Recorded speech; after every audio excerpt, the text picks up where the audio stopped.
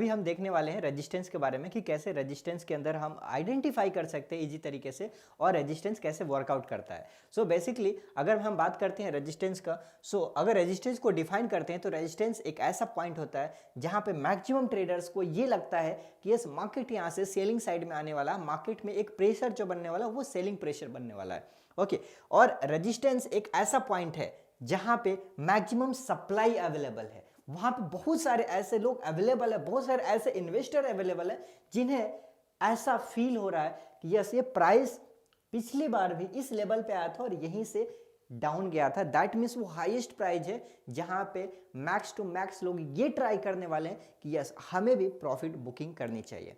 इसको हम चार्ट पे भी समझेंगे इन इजी वे में, बट अगर मैं बात करता हूं यहाँ पे मैक्सिमम हमें ये देखने को मिलता है कि जो प्राइस है, ओके, ये क्या होता है, स्टॉप होता है उस लेवल पे।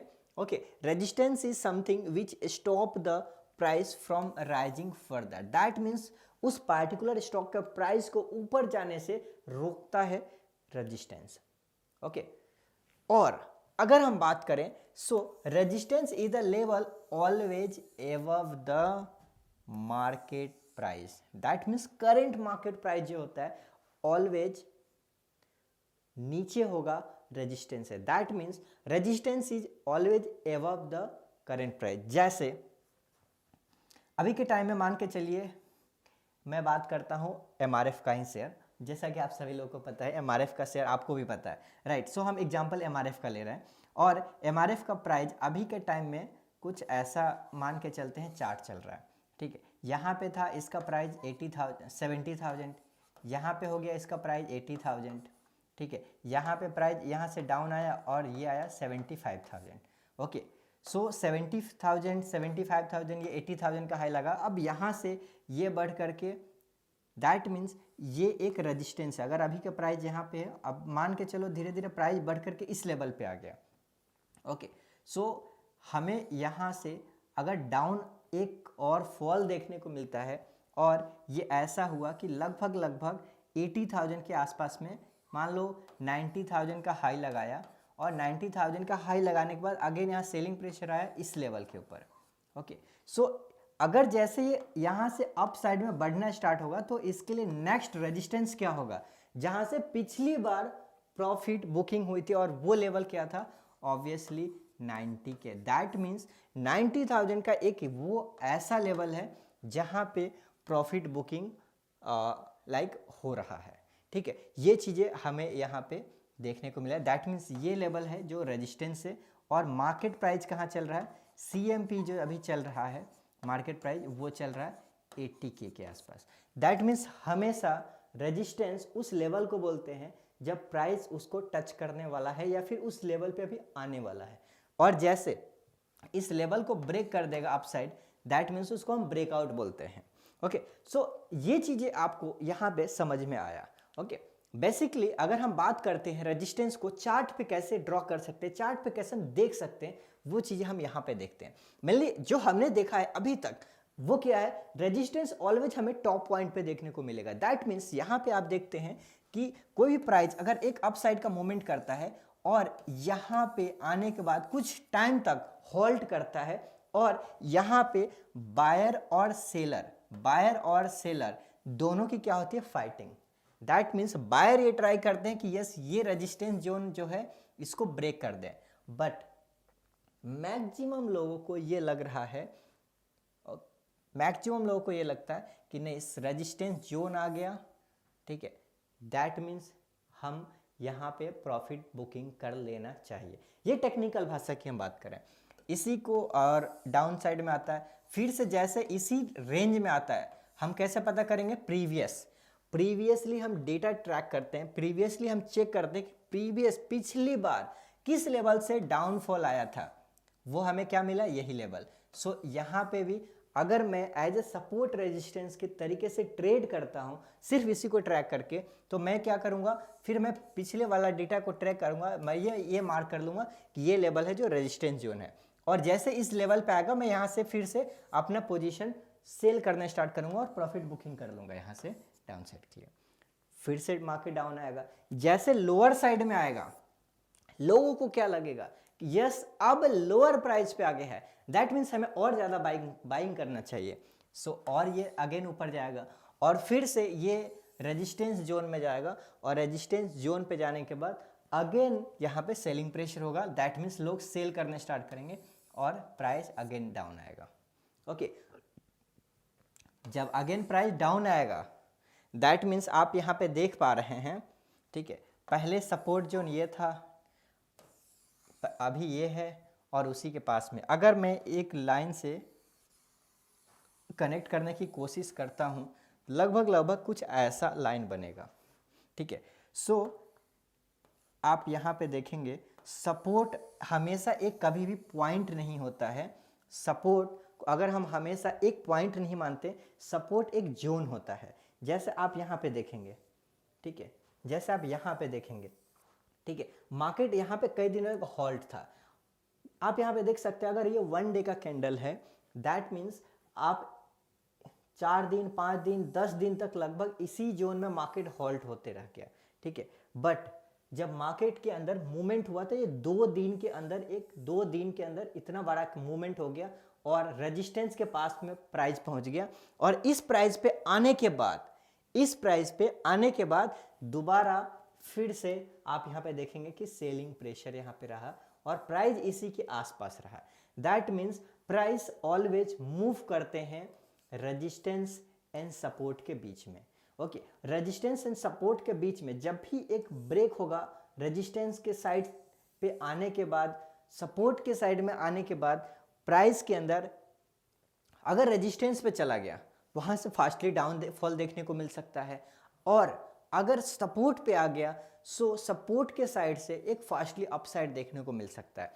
बेसिकली हम यहाँ पे एक पॉइंट देख पा रहे हैं कि सपोर्ट एंड रेजिस्टेंस के पास में आने के बाद जैसे उस लेवल को टच करता है उसके बाद मार्केट के अंदर एक कंसोलिडेशन जोन देखने को मिलता है जहां पे प्राइस कई दिनों के लिए हॉल्ट हो जाता है, कुछ टाइम के लिए हॉल्ट हो जाता है। ओके, सो इस पार्टिकुलर जोन को बोलते हैं, जिस जोन के अंदर कई दिनों के लिए मार्केट हॉल्ट हो गया, इसको हम बोलते हैं सपोर्ट जोन।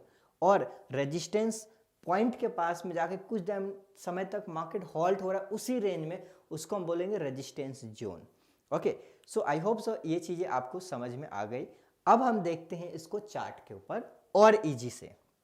जैसे आपके सामने मैंने जो अभी चार्ट लगाया है वो है क्यूमिंस इंडिया। ओके, सो क्यूमिंस इंडिया का चार्ट आपके सामने अवेलेबल है। ये है चार्ट जो हम ट्रैक कर रहे हैं, ये 1 डे के चार्ट के ऊपर हम ट्रैक कर रहे हैं। आप देखिए मार्केट पहले एक ही रेंज में मार्केट बहुत टाइम तक हॉल्ट हुआ, ठीक है। दैट मीन्स ये जो जोन था ये कौन सा है, सपोर्ट। हम यहाँ पे एक ट्रेंड लाइन पहले आइडेंटिफाई करते हैं। क्या है ट्रेंड लाइन हमारे लिए? ओके, यहाँ पे ये देखिए, ये है हमारा trend line. Okay, just a second. हमारा ट्रेंड लाइन जो है ये है हमारा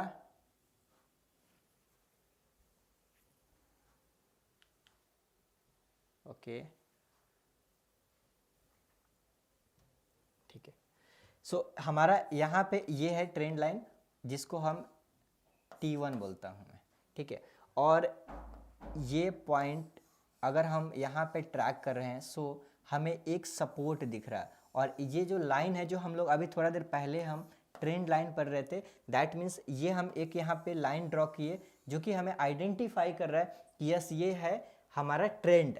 और ट्रेंड अभी क्या दिख रहा है हमें यहाँ पे सपोर्ट, ये हमें डिफाइन कर रहा है कि यस अभी एक रेंज बाउंड में है। और अगर हम ऊपर में इन सभी पॉइंट्स को कनेक्ट कर देते हैं यहाँ पे, सो ये हमारा एक बन गया रेजिस्टेंस। ओके, सो जैसे ये सपोर्ट एंड रेजिस्टेंस के बीच से ये इस लेवल पे क्या हुआ, ब्रेकआउट हुआ। Breakout that means multiple times, कभी भी जब मल्टीपल टाइम्स अगर सपोर्ट या मल्टीपल टाइम्स रेजिस्टेंस अगर बार बार मार्केट एक ही लेवल को टच करता है, जैसे मल्टीपल टाइम हम देख पा रहे हैं यहाँ पे मल्टीपल टाइम 1 2 3 फोर्थ टाइम में रेजिस्टेंस को क्या हुआ, यहाँ पे मार्केट ने ब्रेक कर दिया अपसाइड के लिए। जैसे अपसाइड के लिए ब्रेक करता है मार्केट अगेन अपसाइड के लिए गया, और जैसे यहाँ से अगेन डाउनफॉल आ रहा है तो आप यहाँ पे देख पा रहे अगेन मार्केट कहाँ पे सपोर्ट के पास में आ गया, और सपोर्ट पे आने के बाद अगेन मार्केट यहीं पे हॉल्ट हुआ और यहीं से अपसाइड का मूवमेंट हो गया start. Okay, I hope so आपको इजीली क्लियर हो पा रहा है कि सपोर्ट एंड रेजिस्टेंस किस तरीके से वर्कआउट करते हैं। और जैसे यहाँ पे ये पॉइंट था जहाँ पे रेजिस्टेंस मेनली पहले भी बने हुए थे, और इस पॉइंट को जैसे ब्रेकआउट कर रहा मार्केट अप साइड में, आप देख सकते हैं मार्केट के अंदर कितना बड़ा मूवमेंट हो गया। ओके, सो मेनली हमें ये ट्रैक करना रहता है कि रेजिस्टेंस को मार्केट कब ब्रेक कर रहा है और सपोर्ट को मार्केट कब ब्रेक कर रहा है। हम अगर सपोर्ट एंड रेजिस्टेंस को अच्छे से अगर हम समझ पा रहे हैं, सो इजीली हमारे लिए मार्केट में ट्रेड करना सबसे ज़्यादा इजी हो जाएगा। जैसे इस रेजिस्टेंस को से निकलने के बाद आप देखेंगे तो मार्केट अगेन यहाँ पे रेंज बाउंड हो गया था। ओके, रेंज बाउंड हो गया, और ये लेवल एक था, अगर हम ट्रेंड लाइन की बात करते हैं, यहाँ पे एक ट्रेंड बनाते हैं, लाइन बनाते हैं, सो हमें एक ऐसा लाइन बनता है, और ऊपर के सभी पॉइंट को हम एक साथ टच करके मिलाते हैं, दैट मीन्स ये हमें एक रेजिस्टेंस मिलता है। और यहाँ पे आप देखेंगे इस लेवल को टच करने के बाद अगेन नीचे आया, फिर से टच किया, अगेन नीचे आया, दैट मीन्स रेजिस्टेंस जोन के पास जाने के बाद बार बार सेलिंग प्रेशर आ रहा है, और ये चीज़ें हमें यहाँ पे देखने को मिल रहा है। और जब भी ऐसा कभी आपको चार्ट पे देखने को मिल रहा है, दैट मीन्स आप ये समझ जाइए ये रेजिस्टेंस है, और रेजिस्टेंस को जब ब्रेक करेगा मार्केट, जिससे यहाँ पे हम देखें 1 2 ये 3, यहाँ से हो सकता है ये डाउन आए, फिर से यहाँ पे टच करे, यहाँ से हो सकता है टच करे अगेन 5वीं बार, और जब ब्रेक करेगा अपसाइड के लिए, दैट मीन्स अगेन ये बिग मोमेंट अपसाइड में हो सकता है, सेम लाइक दैट इसके जैसे। ओके, और हमें नेक्स्ट टारगेट अपसाइड में देखने को मिल सकते हैं। ये इजीली आप आइडेंटिफाई कर सकते हैं, चार्ट्स के ऊपर इजीली आप देख सकते हैं। आई होप सो ये चीज़ें आपको कंप्लीटली क्लियर हो गया है। ओके, सो अभी हम सपोर्ट एंड रेजिस्टेंस को इजीली आइडेंटिफाई कर पाए हैं। ओके, अब हम देखते हैं कि कैसे how support become a resistance and resistance become a support.